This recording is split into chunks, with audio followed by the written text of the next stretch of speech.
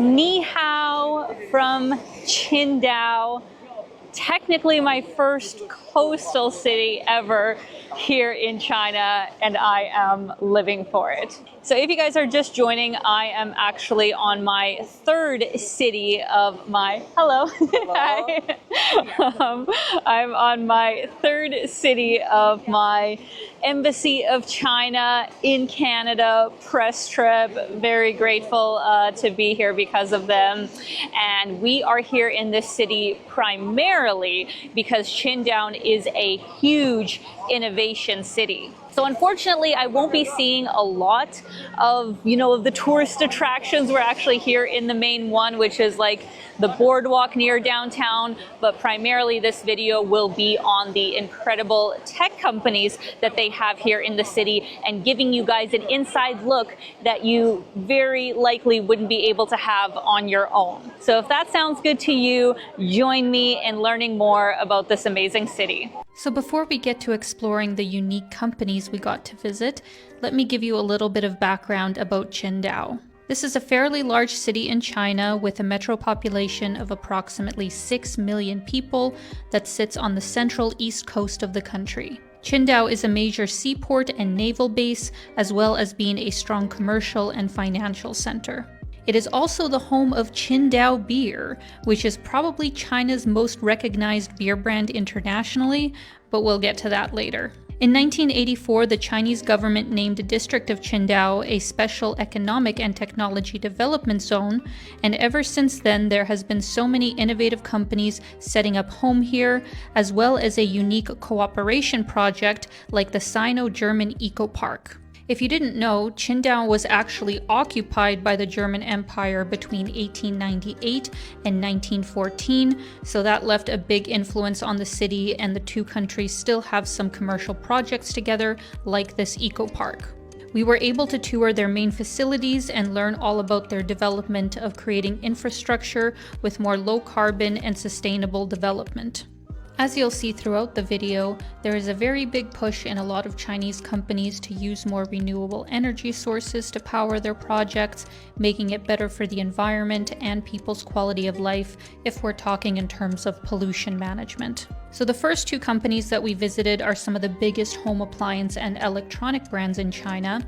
They also happen to be rivals, which is Haier and Hisense. Let's begin with Haier.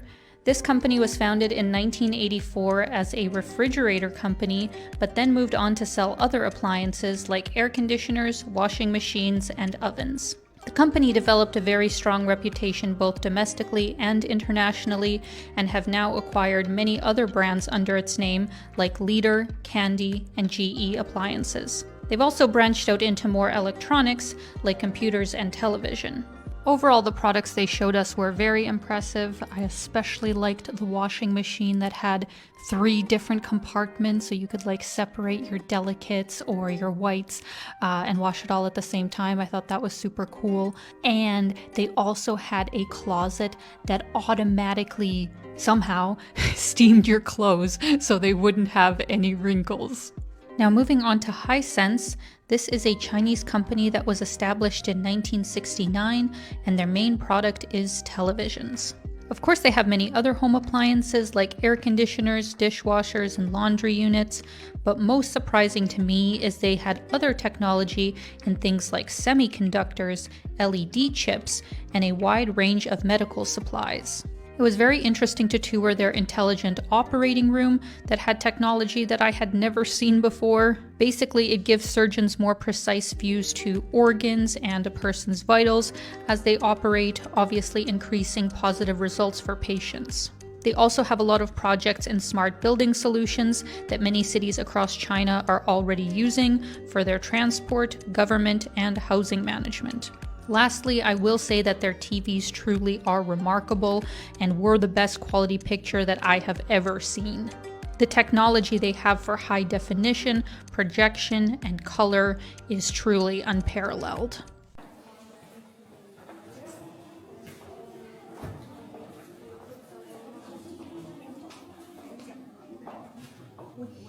So I knew they made a lot of beer in China, and actually I get to give you guys a little brewery tour here in Qingdao. But did you know that they also make wine? Wine here in China is kind of like coffee to me here in China. I thought they didn't make it, but actually in Yunnan province, they do make coffee. And here in Qingdao, they also have wineries. Welcome to Chateau Huadong Perry, which was actually founded by a British expat named Michael Perry in 1985. It is considered to be one of the leading wineries in the country, producing a wide selection of grapes.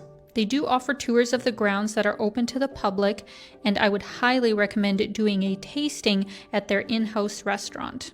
I especially like their Cabernet Sauvignon, but their Chardonnay was also very good. I was a bit confused when we pulled up to our lunch spot for the day, because to me it appears to be a castle or a grand hotel of some kind, but apparently our lunch spot, Qingdao Seafood City, is inside of here.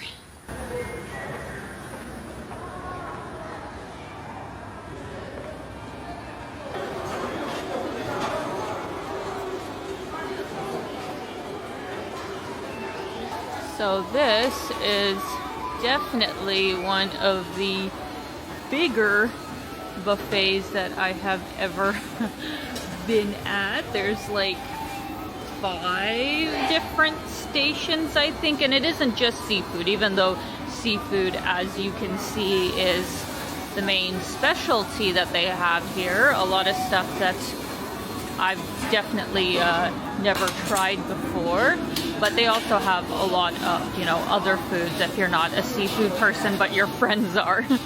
Oh my gosh, they even have a chocolate fountain. Oh, hi! I think they have a lot of different kind of desserts to choose from. Got ice cream, got different kinds of cakes.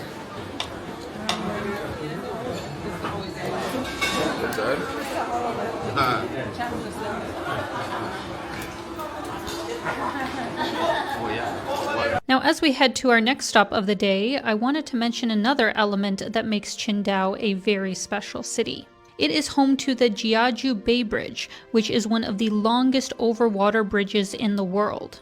Spanning 41 kilometers in total, its longest continuous segment over the water is 26 kilometers. This incredible bridge transects Jiaju Bay, which reduces travel time between the two bay districts by half an hour. But speaking of other incredible technological feats that can be found in this city, the next place we went was possibly the one that impressed me the most: Qianwan Container Terminal. This was Asia's first fully automated container terminal and is still one of the most advanced in the world. Of course, there is still a number of human employees making sure that all the port functions are working correctly, but as you will see, most of the machinery is moving on its own with no humans in sight. Watching all of the machines move around on their own and the fact that it can accommodate 24,000 TEU container vessels absolutely blew my mind. The way that it works is the terminal is controlled by laser scanners and positioning systems, so it is able to accurately clamp on and move containers to their allocated location. The automated vehicles are programmed with specific routes and also utilize AI technology to recognize when a charge is needed. This allows the terminal to work basically 24/7, thus increasing productivity, all while greatly reducing the human labor force. This is crazy, guys. Like, I'm obviously not a, mechanical engineer by any stretch, or just well versed in this industry in general. But the fact that something like this already exists, the fact that there are so many moving parts that I've seen with my own eyes, that obviously, they do not have a person operating it, and it's this one, AI brain that is controlling it, with, of course, the help of people to a certain extent. But it is just insane what they have allowed technology to do. Whether you like it or hate it, this is the future, right? As much as some people say they want to bring back manufacturing, you know, to their countries and employ lots of people and give them good jobs. Like, unfortunately, it's not going to happen. It's not going to happen when this is your competition. Like, this is your competition, which is robots led by very intelligent people with a very developed manufacturing base. Because like a place like this, it takes billions of dollars and years and years and years to create. It's not something that you make overnight. This is something else. I'm genuinely impressed.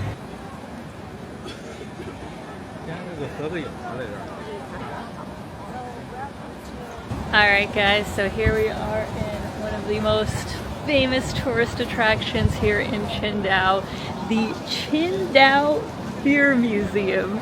Even though, if you just look at how it's spelled, it's Tsingtao, right? Like, this is the most common beer that we have, you know, in North America that's from China, but it's actually pronounced Qingdao. It's kind of similar to the whole like Peking, Beijing pronunciation that initially with Westerners coming to China, they had like the Webster way of pronouncing the different Chinese characters, where over time it got changed, thus the pronunciation was changed. So here in Qingdao, this is Qingdao beer. As I had mentioned to you earlier, Qingdao had a period of being colonized by Germany, and one of the businesses that came of that was Qingdao Brewery, that was founded in 1903. This was China's first brewery factory that was built with European technology, but quickly became an integral part of Chinese pop culture. Now valued at over 240 billion RMB, the brand is China's leading beer brand for over 20 consecutive years. I would definitely recommend touring their museum if you are a beer lover, because it gives you a great breakdown of the brand's history, it shows you how the beer is made, and most important, you can do a specialty tasting of Qingdao beer that's not always available overseas. Cheers! Alright, so far I've really mainly liked the Pilsner, because it would be like my kind of light beer, but we finally got into what I think will be my favorite, which is the IPA. If you don't know, IPA stands for India Pale Ale, and it is just like a much hoppier sort of flavor generally. And the second layer of taste is actually quite good. Yeah, that is 100% my favorite. Oh. That is so good.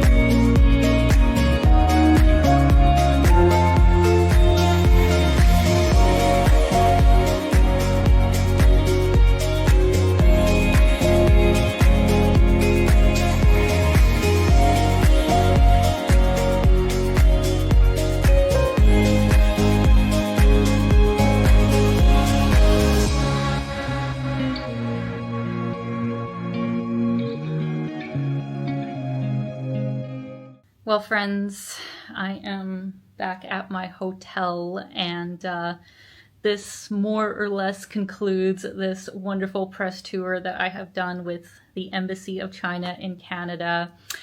We will all be flying back to Shanghai tomorrow, and the majority of the group will be heading back to Canada, but a few of us are staying in China a little bit longer to do our own thing. So it's not the end of my, China content just yet.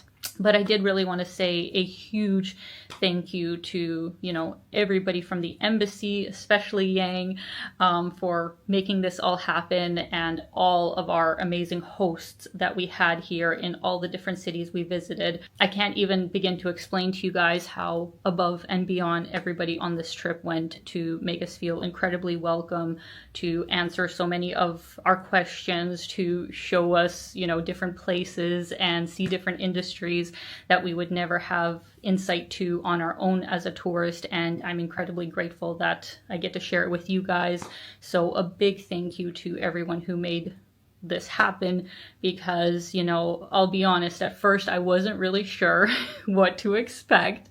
And as I'm sure there's plenty of people in the comments who think that, you know, this is some kind of propaganda trip, or, you know, they're telling me what to say. But, you know, if you watch this channel long enough, I think you know that I do give my honest opinion when I visit places. And I was in China, you know, on my own dollar by myself when I first came here. And I think you guys could see that I really, you know, enjoyed traveling this country. So I hope you guys enjoyed my videos about China. I hope it gave some, you know, different perspectives than maybe just the other regular kind of tourist stuff that is out there, because obviously, you know, the videos that I did touched on more than just the tourist kind of industries here. So I hope you guys found that interesting, and I hope that maybe it inspired you to consider putting China on your travel list, because this is definitely a country that is on a very, very impressive trajectory. And I don't think you can quite understand the level that it's at until you actually come here yourself. As much as I'd like to think I've shown you guys quite a bit in my videos, it really is something else to come here yourself. So I hope you guys will, and thank you all so much for tuning in. As always, I'm sending you so much love. Keep being your own kind of beautiful. Bye, guys.